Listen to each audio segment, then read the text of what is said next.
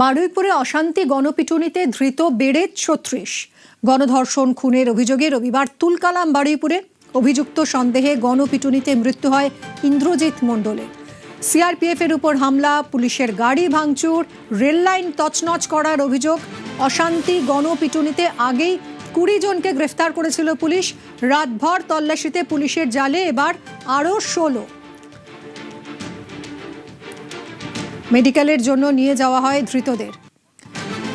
কথা বলবো অর্পণ আমাদের প্রতিনিধির সঙ্গে। অর্পণ, মুখ্যমন্ত্রী আগেই বলেছিলেন যে ২০০ জনকে চিহ্নিত করা হয়েছে এই অশান্তির ঘটনায়। এর মধ্যে তাহলে ৩৬ জন গ্রেফতার হলো। কোথা থেকে গ্রেফতার হলো, এরা কারা, এদের কি ভূমিকা ছিল? দেখো, অধিকাংশই সূর্যপুর এলাকার বাসিন্দা এবং এর বাইরে একাধিক লোককে চিহ্নিতকরণ করা হয়েছে যারা এলাকার না।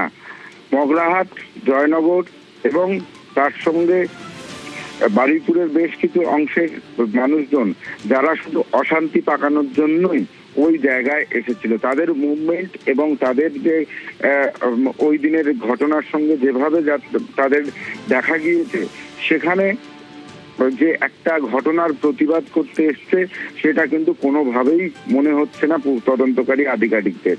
বিভিন্ন জায়গায় সিসি ক্যামেরার ফুটেজ এবং সংবাদ মাধ্যমে উঠে আসা যে ফুটেজ, সেই ফুটেজ দেখেই তাদেরকে চিহ্নিত করেছে পুলিশ।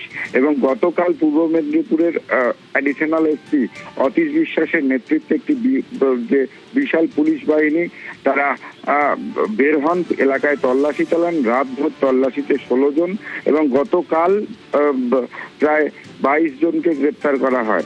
এই ঘটনায় এই পর্যন্ত ৩৬ জনকে গ্রেপ্তার করা হয়েছে এবং মুখ্যমন্ত্রী শুভেন্দু অধিকারী তিনি জানিয়েছিলেন এই ঘটনা যারা ঘটিয়েছে তাদের মধ্যে ২০০ জনকে চিহ্নিতকরণ করা হয়েছে, যার মধ্যে ৩৬ জনকে দুদিনে গ্রেপ্তার করা হলো এবং আগামী দিনেও এই ঘটনার সঙ্গে জড়িত যারা রয়েছে তাদের প্রত্যেককে চিহ্নিতকরণ করে গ্রেপ্তার করা হবে বলে পুলিশ সূত্রে খবর। অর্থাৎ অর্পণ, ৩৬ জন গ্রেফতার হয়েছে, মুখ্যমন্ত্রী বলেছিলেন ২০০ জনকে চিহ্নিত করা হয়েছে, তাহলে বাকিদের খোঁজেও কি তল্লাশি চলছে এখনো? দেখো, দুটি টিমে ভাগ করা হয়েছে, যাদের মাথায় রয়েছে অ্যাডিশনাল এসপি এবং অ্যাডিশনাল এসপির তিনি এই দুটি টিমকে কন্ট্রোল করছেন, যারা রাত্রে বিভিন্ন এলাকায় অভিযান চালিয়ে গ্রেপ্তার করছে এবং দিনেরও একটা টিম করা হয়েছে। দিনের বেলায় তারাও কিন্তু এলাকায় এই তল্লাশি চালাবেন এবং যাদেরকে চিহ্নিতকরণ করা হয়েছে প্রত্যেককে গ্রেপ্তার করা হবে, কোনো রকম রেয়াত করা হবে না। সেটা পরিষ্কার করে দিয়েছে মুখ্যমন্ত্রী শুভেন্দু অধিকারী। জিরো টলারেন্স নীতি, যেখানে বিশেষ করে এই হামলার মতো ঘটনা, তুমি জানলে যে এক পুলিশ কর্মী তিনি মৃত্যুর সঙ্গে পাঞ্জা লড়ছেন কলকাতার হাসপাতালে। সিআরপিএফ এর উপরে হামলা, রেলের সম্পত্তি নষ্ট, রেল অবরোধ এবং তার সঙ্গে পুলিশের গাড়িতে অগ্নিসংযোগের যে ঘটনা ঘটেছে, অবশ্যই এই ঘটনাক্রম একটা দুর্ঘটনা নিয়ে, যেখানে দেখা যাচ্ছে অশান্তির ঘটনায় ইতিমধ্যেই ৩৬ জন গ্রেফতার হয়েছে, বাকিদের খোঁজেও তল্লাশি চলছে। বারুইপুর অশান্তিতে দেশদ্রোহীদের হাত, অশান্তি ও গণপিটুনিতে রাজনৈতিক উস্কানি, যারা উস্কেছেন তারা পলিটিক্যাল লোক। আগেই বারুইপুরে গিয়ে সরব হন মুখ্যমন্ত্রী। মব লিঞ্চিং করে যাকে পিটিয়ে মারা হয়েছে ইন্দ্রজিৎ মণ্ডল, উনিও ইনোসেন্ট। পুলিশ আমাকে যা বলেছে তা আমার কথা নয়, তার পরিবারের সঙ্গে আমি মিট করেছি, তিনিও জাস্টিস পাবেন। যত পুলিশের গাড়ি ভেঙেছেন, রেল লাইন উপড়েছেন, প্রায় অ্যাপ্রক্স 200 আইডেন্টিফাইড হয়েছে, প্রত্যেককে অ্যারেস্ট করা হবে। একটা লোককেও ছাড়া হবে না। পিছন থেকে যারা উস্কেছেন পলিটিক্যাল লোক, যারা ইলেকশনে রিজেক্ট হয়েছে, কেউ ক্ষমতা থেকে গেছেন, কেউ শূন্য থেকে এক হয়েছেন, এবং radical force, anti national force যারা পিছন থেকে উস্কেছেন তাদেরকেও আইডেন্টিফাই করা হয়েছে, তাদেরকেও ঠিক প্রপারলি শিক্ষা দেওয়ার কাজ সরকার করবে। আর মব লিঞ্চিং করে যে নিরীহ লোকটাকে বা ছেলেটাকে মেরে দিয়েছে, সেখানেও যারা হত্যাকারী তাদেরকেও মার্ডার কেসে যুক্ত করা হবে। পুলিশকে ডাইরেক্ট ইনস্ট্রাকশন আছে, যারা যারা হুলিগানিজম করেছে পুরো দিন ধরে তাদের এগেনস্টে অ্যাকশন হবে। প্রায় 200-র বেশি আইডেন্টিফাইড লোক, তাদেরকে আমি পরিষ্কার বলে গেলাম যারা উস্কানি দিয়েছে, কারোর ইন্ধনে পলিটিক্যাল বায়াসনেস নিয়ে মিডিয়াতে পাবলিসিটির লোভে সোশ্যাল মিডিয়ায় চিপ ভিউয়ার্স বাড়ানোর জন্য ওদেরও কিন্তু ছাড়া হবে না, তারাও ভুগবে, এটুকু আমি বলে দিই। গুন্ডাদের ভুগতে হবে, শুভেন্দু অধিকারীর কড়া হুঁশিয়ারি।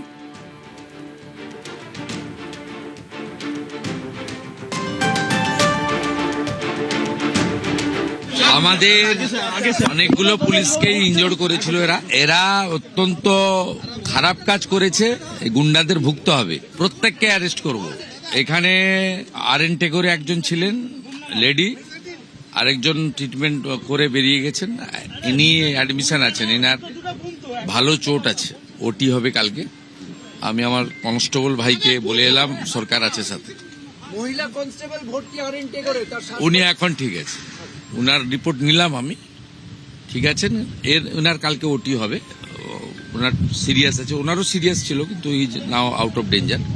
এনার কালকে ওটি হবে বলে এলাম। পুরো ডিপার্টমেন্ট সাথে আছে, সব গুন্ডাকে ধরা হবে।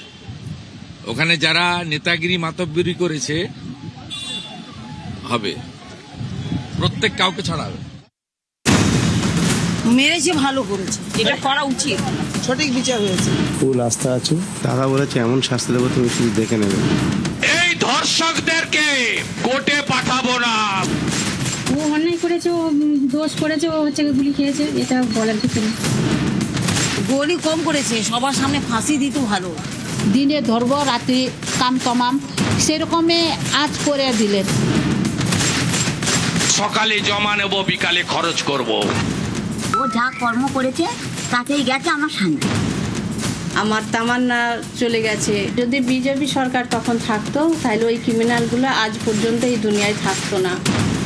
ফাঁসি দিলেই তো তারা বেঁচে যাচ্ছে, তাদের কম সাজা হলো তার। বারুইপুরে এনকাউন্টার, নাবালিকা গণধর্ষণ খুনের ঘটনায় অন্যতম অভিযুক্ত প্রভাস মণ্ডলের মৃত্যু। পুলিশের দাবি, ঘটনার পুনর্নির্মাণের জন্য মঙ্গলবার গভীর রাতে প্রভাসকে ঘটনাস্থলে নিয়ে যাওয়া হয়েছিল। সেখানে পুলিশের আগ্নেয়াস্ত্র ছিনিয়ে নেয় প্রভাস, পুলিশকে লক্ষ্য করে এক রাউন্ড গুলি চালায়, পালানোর চেষ্টা করে। আর পুলিশের দাবি, তখনই আত্মরক্ষার্থে বাধ্য হয়ে গুলি চালায় তারা। এনকাউন্টারে মৃত্যু হয় প্রভাসের।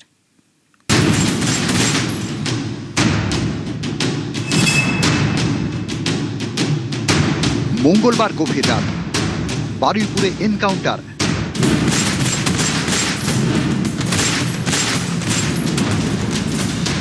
নাবালিকাকে গণধর্ষণ খুনে অন্যতম অভিযুক্ত প্রভাস মণ্ডলের মৃত্যু।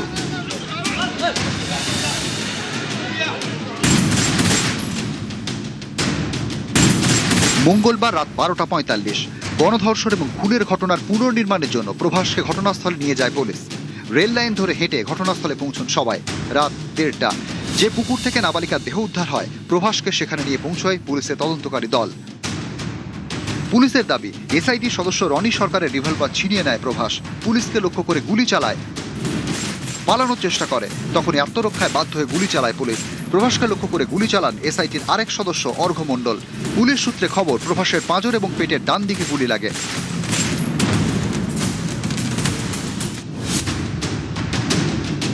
মুখ্যমন্ত্রীর উপর আমার পুরো ভরসা আছে।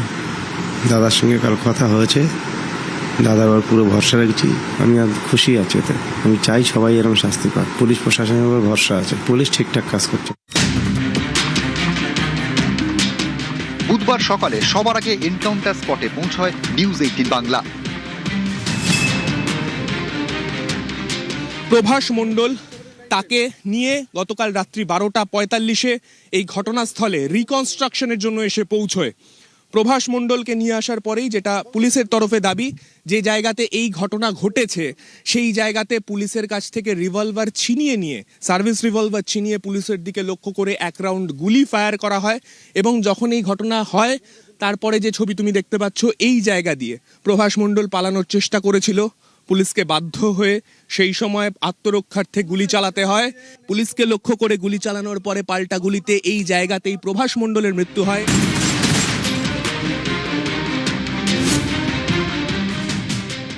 আমার বিয়ের পরেও আমি নোংরামও দেখেছি, অনেক অত্যাচার করে আমি এখন সংসার করছি। তা আমি মানে মেনেই নিয়েছি যে ও করেছে। এই যে পুলিশের গুলিতে মারা গেল, কিছু বলবেন? ও অন্যায় করেছে, ও দোষ করেছে, ও হচ্ছে গুলি খেয়েছে। শনিবার বিকেল বন্ধুর বাড়ি যাওয়ার জন্য বেরোয় নাবালিকা। এরপর থেকে নিখোঁজ, রাত পর্যন্ত কোনো খোঁজ মেলেনি তার। রাতেই পুলিশের দ্বারস্থ হয় পরিবার। রবিবার সকালে এলাকার একটি পুকুর থেকে উদ্ধার হয় নাবালিকার বস্তাবন্দি দেহ। সিসি ক্যামেরার ফুটেজে দেখা যায় মেয়েটিকে সঙ্গে করে নিয়ে যাচ্ছে এক ব্যক্তি। ফুটেজ দেখে অভিযুক্ত প্রভাস মণ্ডলকে চিহ্নিত করেন স্থানীয়রা। এই প্রভাস মণ্ডলকে নিয়েই নাবালিকার দেহ উদ্ধার।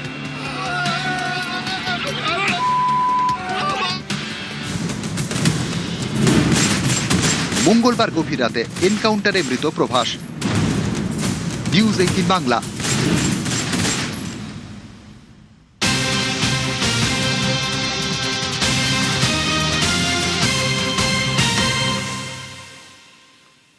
এনকাউন্টারে নিহত প্রভাসের এক্সরে করা হবে। রাজ্যে প্রথম ময়না তদন্তের আগে হবে এক্সরে। কলকাতা মেডিকেলে প্রভাসের এক্সরে হবে। এক্সরে করে জানা যাবে বুলেটের অবস্থান। তদন্তের সঠিক ডকুমেন্টেশনের জন্যই এক্সরে। রাজ্যে প্রথম ময়না তদন্তের আগে এক্সরে। কলকাতা মেডিকেলে হবে প্রভাসের এক্সরে। এক্সরে করে জানা যাবে বুলেট কোথায় লেগেছিল, বুলেটের অবস্থান। তদন্তের সঠিক ডকুমেন্টেশনের জন্যই এক্সরে।